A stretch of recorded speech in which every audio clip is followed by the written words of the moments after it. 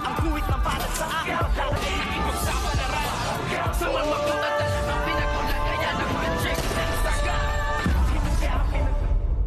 Good morning and welcome sa aking munting channel. Muli nga uling nag-cruise ang landas nga nitong si Tanggol at si Madonna dito nga sa bahay nila Marcelo, na ngayon nga ay laking gulat nga nitong si Tanggol nang makita niya nga ito at may mga kasama, at tinanong nga nito ng mga kasamahan ni Tanggol kung sino nga siya, at sinabi nga niya na yan ang babaeng nakalaban ko kanina at gusto akong patayin, at dito ay nagkatutukan nga sila ng baril at bigla naman ngang sumulpot din itong si Marcelo, at sinabi nga niya na isa iyon sa mga alaga ni Don Facundo na talagang pinag-aral nga ng husto para nga patayin or kitilin ang buhay nga ng malalaking tao na kanilang nakakalaban nga sa kanyang negosyo. At dito nga ay talagang hindi nagpatinag nga itong ating bidang si Tanggol, at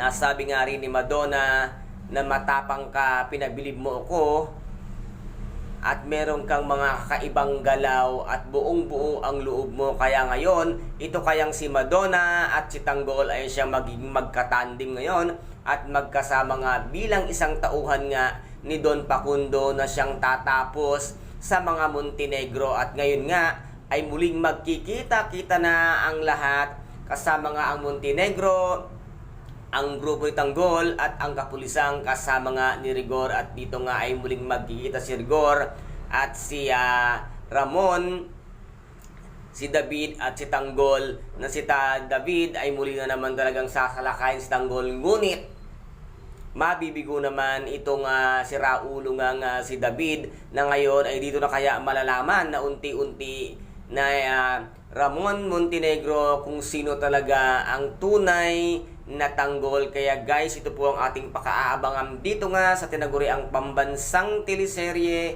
FPJ, ang Batang Quiapo. At kung nagustuhan po ninyo ang aking videos for today, paki-subscribe na lamang po ng aking channel, paki-like and share para maging update kayo sa lahat ng gagawin kong videos. Maraming salamat po. Ingat, God bless, and bye-bye!